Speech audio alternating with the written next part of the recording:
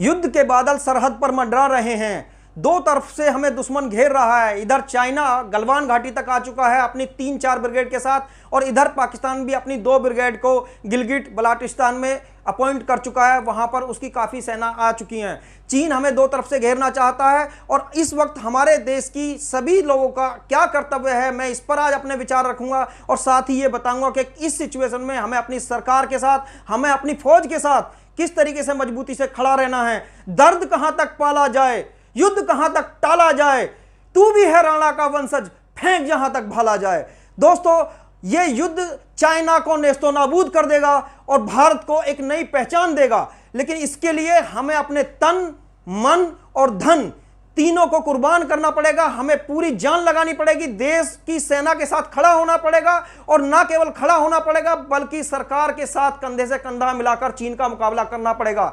जब साम्राज्यवादी ताकतें मजबूत होती हैं तो वह दूसरे लोगों के अधिकारों को कुचलना चाहती हैं, लेकिन आज हमारे देश में वो शक्ति है कि दुनिया की कोई भी ताकत अगर हमारी तरफ आंख उठाकर देखेगी तो हम उसकी आंखें निकाल लेंगे, और यही हमें दिखाना है। चीन ने जो सोचा है हमें उसको मिटा देना है, और चीन को जो ताइवान ने धूल चटाई थी या जो वियतनाम ने मारा था, उससे ज्यादा बुरी तरीके से हमें चीन को धोना है। हिंदुस्तान के पास दुनिया की सर्वश्रेष्ठ फौज है जिसने 15,000 फीट की ऊंचाई पर बैठे हुए पाकिस्तानी फौज को धूल चटाई थी। आप भूल नहीं पाए होंगे कारगिल का वो युद्ध जिसमें भारतीय सेना ने पाकिस्तानियों को मार मार कर भगाया था।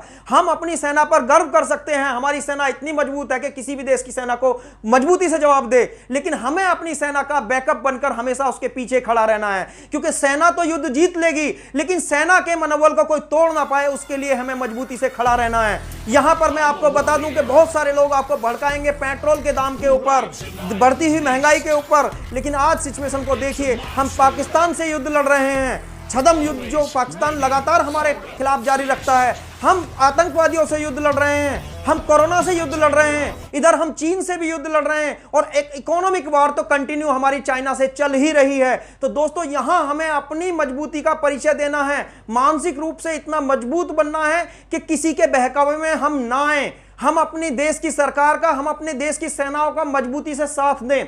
आप याद कीजिए चाइना को वियतनाम ने कैसा दौड़ा दौड़ा कर मारा था। सन 1980 में चीन ने अपना साम्राज्यवादी रुख यही वियतनाम पर भी अप्लाई किया था, और वियतनाम ने इतना कठोर उसको जवाब दिया था कि उसके बाद चीन किसी भी देश से युद्ध नहीं लड़ा।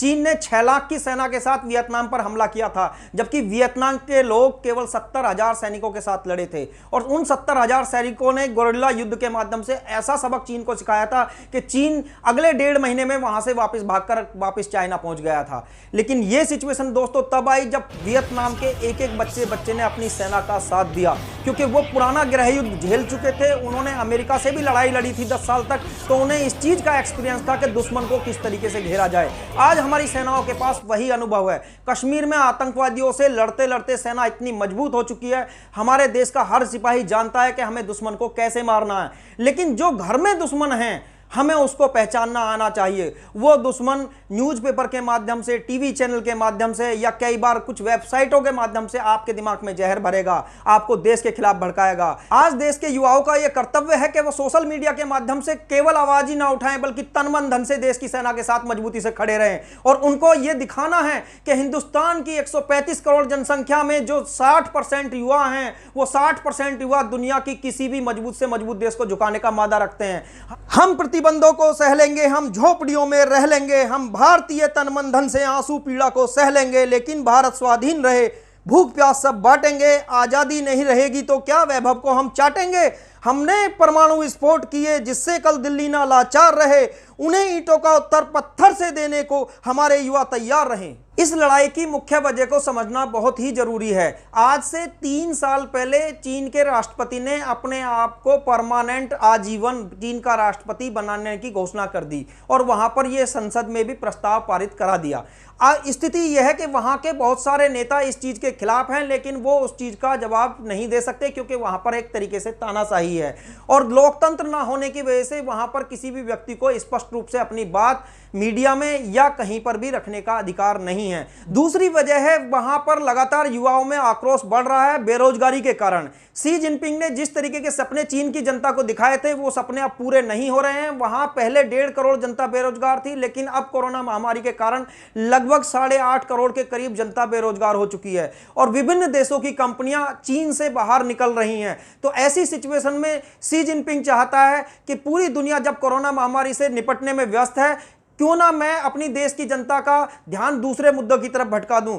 यह एक ऐसा मुद्दा है जिसमें देश की जनता राष्ट्रवाद के नाम पर एक हो जाएगी और उसके शासक की जो भी गलतियां हैं उनको माफ करके उसको पुनः सत्ता में बने रहने का अधिकार दे देगी। लेकिन याद कीजिए दोस्तों, हिटलर ने यही तरीका अपनाया था अपने देश के लोगों को गुमराह करने के लिए। वो काल्पनिक दुश्मन पैदा करता था, उनके खिलाफ फिर एक लड़ाई छेड़ता था और इससे लोगों में राष्ट्रवाद इतने उच्च लेवल तक चला जाता था कि कब वो आत्महत्या की स्थिति में पहुंच गए उन्हें पता ही नहीं चला। दुनिया के सभी रक्षा विशेषज्ञ भी ये एनालाइज कर रहे हैं कि अगला विश्व युद्ध अगर होगा तो वो एशिया में होगा और एशिया की 2 महाशक्तियों के बीच होगा। वो 2 महाशक्ति हैं भारत और चीन, क्योंकि चीन अपना साम्राज्यवादी रुख कभी नहीं बदलेगा और ये हमेशा कम्युनिस्टों की आदत रही है कि जब वो आर्थिक रूप से मजबूत होते हैं तभी वो अपने आसपास के देश की सीमाओं का अतिक्रमण शुरू कर देते हैं। और कम्युनिस्ट कभी भी शांति से नहीं बैठते। इनकी एक आदत है, यदि ये कमजोर रहें तो शांति की बात करते हैं और यदि आर्थिक रूप से मजबूत हो जाएं तो दूसरे देशों पर शासन करने की सोचते हैं, उन्हें परेशान करते हैं।